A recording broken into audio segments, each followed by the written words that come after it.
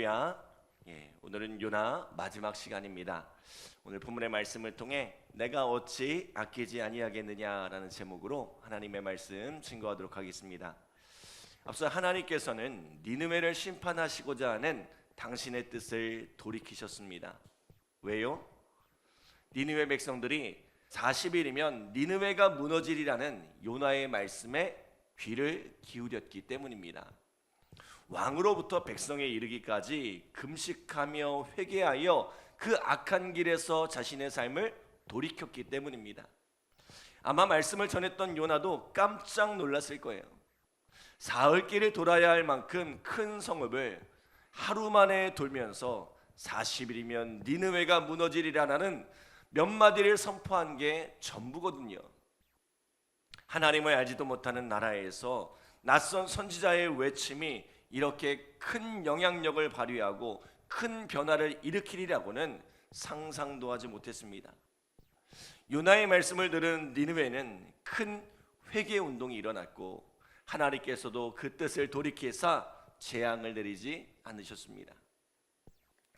자, 니느웨가 하나님의 진노, 하나님의 심판으로부터 구원받은 것입니다.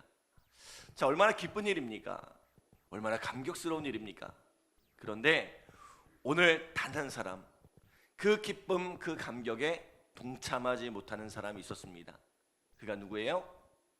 요나입니다. 우리 1절로 3절 말씀 함께 읽겠습니다. 1절로 3절 시작. 요나가 매우 싫어하고 성내며 여호와께 기도하여 이르되 여호와여, 내가 고국에 있을 때에 이러하겠다고 말씀하지 아니하였나이까?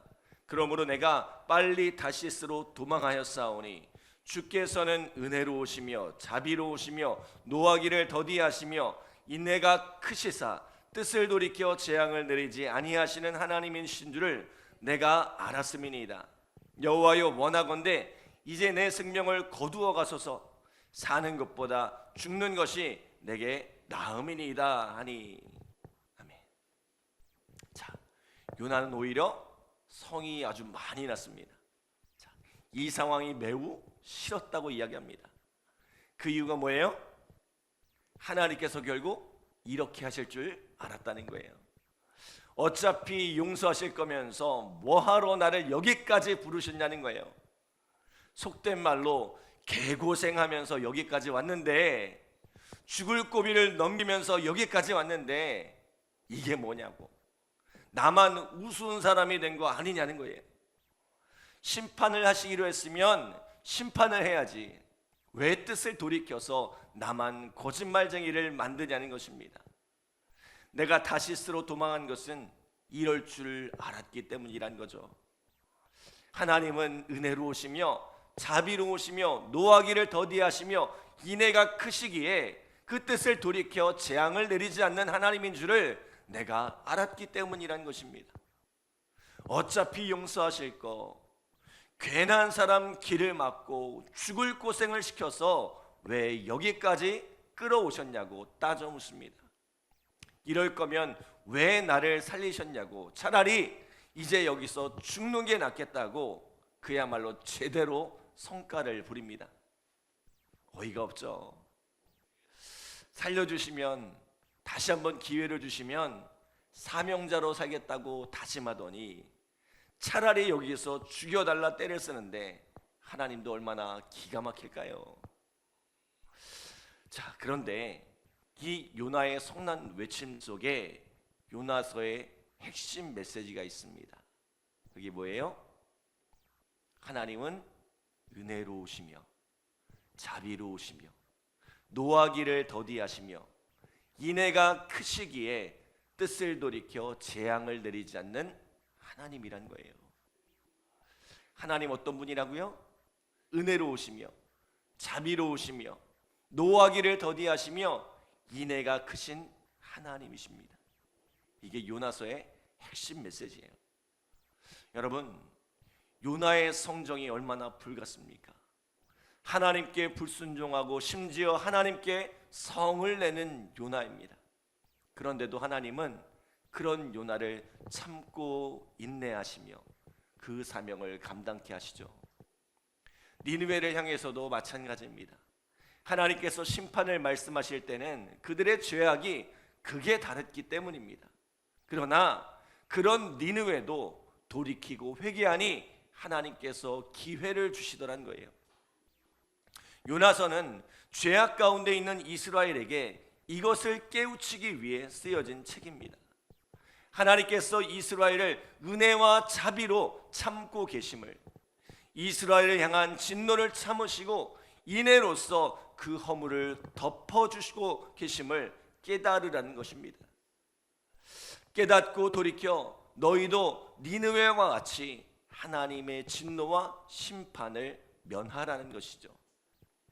분명 하나님은 죄를 미워하시고 죄를 향하여 무서운 진노와 심판을 쏟아놓으시는 하나님이십니다. 그러나 그 이면에는 그것과는 비교도 할 수 없을 만큼 크신 하나님의 사랑이 자리하고 있다는 거예요. 그 사랑이 얼마나 큰지 그 진노와 심판에서 우리를 구하시려고 자기 아들 독생자 예수 그리스도를 보내어 십자가로 대속하시는 분이 바로 우리 하나님이란 거죠. 베드로후서 3장 9절에 보면 이런 말씀이 있죠. 주의 약속은 어떤 이들이 더디다고 생각하는 것 같이 더딘 것이 아니라 오직 주께서는 너희를 대하여 오래 참으사 아무도 멸망하지 아니하고 다 회개하기에 이르기를 원하시느니라. 하나님의 뜻은 심판에 있지 않다는 거예요. 한 사람이라도 멸망하지 않고 모두가 다 회개하여 구원에 이르는 것, 이것이 하나님의 뜻이라는 거예요. 이것이 하나님의 마음입니다. 하나님께서는 요나가 이 하나님의 마음을 알기 원하셨습니다. 그래서 어떻게 하셨어요? 우리 6절로 8절 함께 읽겠습니다. 6절로 8절 시작. 하나님 여호와께서 박농쿨을 예비하사 요나를 가리게 하셨으니 이는 그의 머리를 위하여 그들이 지게 하며 그의 괴로움을 면하게 하려 하심이었더라. 요나가 박농쿨로 말미암아 크게 기뻐하였더니 하나님이 벌레를 예비하사 이튿날 새벽에 그 박농쿨을 갉아먹게 하심에 시드니라. 해가 될 때에 하나님이 뜨거운 동풍을 예비하셨고 해는 요나의 머리에 쪼임에 요나가 혼미하여 스스로 죽기를 구하여 이르되 사는 것보다 죽는 것이 내게 나으니이다 하니라. 아멘. 자, 요나는 성읍에서 어떤 일이 일어나는지 보려고 성 동편 높은 언덕에 자리를 잡고 초막을 짓습니다. 하나님이 어떻게 하시는지 두고 보자는 거예요. 그렇게 땡볕에서 씩씩거리고 있는데 하나님께서 요나를 위해 박농쿨을 예비하셨어요. 자, 뜨거운 볕에 있다가 박농쿨이라는 작은 그늘이 생기니 얼마나 시원한지 몰라요.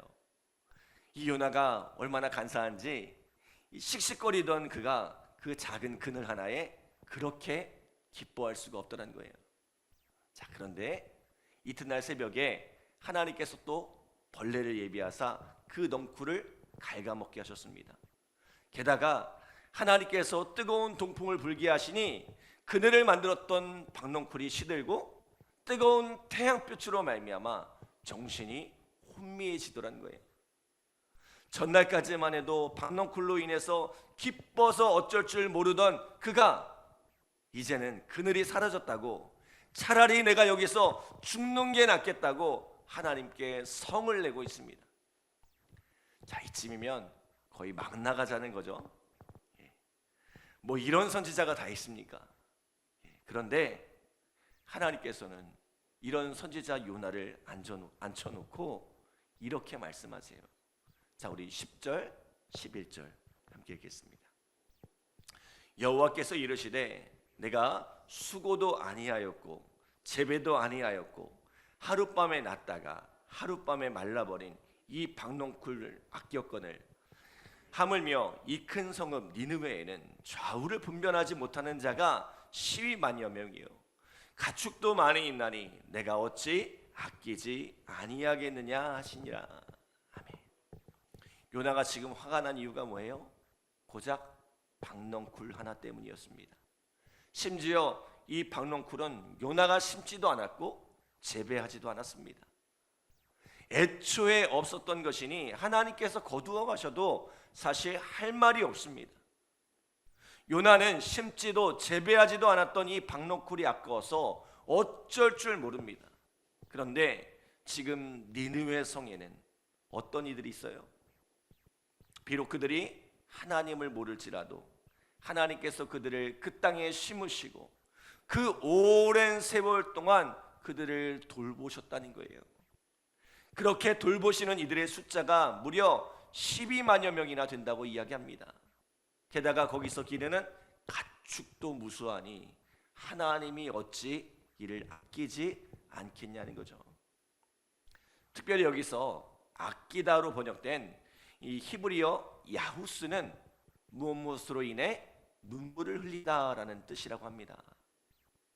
하나님께서 좌우를 분별하지 못하는 12만여 명의 니느웨 백성으로 인해 눈물을 흘리셨다는 거예요. 마가복음 6장 34절에 보면 이런 말씀이 있죠. 예수께서 나오사 큰 무리를 보시고 그 목자 없는 양 같음으로 인하여 불쌍히 여기사 이에 여러 가지로 가르치시더라. 예수님을 따라온 큰 무리를 보니 좌우를 분별하지 못하는, 어디로 가야 할지를 알지 못하는 양 같아서 불쌍히 여기셨다는 겁니다. 여기서 불쌍히 여긴다는 게 뭐예요? 단순히 안 됐다 이런 것이 아니라 스플랑크 니조마이, 창자가 끊어지는 고통을 이야기한다고 했죠. 오늘 아끼다로 번역된 야우스도 이와 비슷한 단어입니다. 자기들이 가는 길이 어떤 길인지 알지 못해 멸망을 향해 걸어가는 이 니느웨 백성들이 불쌍해서 눈물을 흘리셨다는 것입니다. 하나님은 하나님의 선지자인 요나가 이 하나님의 마음을 알기 원하셨던 것입니다. 이 하나님의 눈물을 알기 원하셨던 것입니다. 여러분, 하나님은 심판을 벼르고 계신 하나님이 아니세요. 저 괘씸한 것들 어디 두고 보자, 매를 들고 벼르시는 그런 하나님이 아니세요. 죄악 가운데 걸어가는 이들을 어쩔 수 없이 징계하시지만 그들로 인해 누구보다도 아파하시고 누구보다 슬피 눈물을 흘리시는 하나님이란 것입니다. 그리고 할 수만 있으면 참고 기다리시며 할 수만 있으면 피할 길을 내셔서 그 진노의 길을 가지 않도록, 그 심판의 길을 가지 않도록 도우시는 하나님이란 것입니다. 하나님은 오늘 우리가 이 하나님의 마음, 이 하나님의 눈물을 깨닫기를 원하십니다. 이 마음을 깨달아 우리가 죄악의 길, 진노의 길에서 돌이키기를 원하시고, 또 이 눈물을 깨달아 심판을 향해 달려가는 이들을 깨우치기를 원하십니다.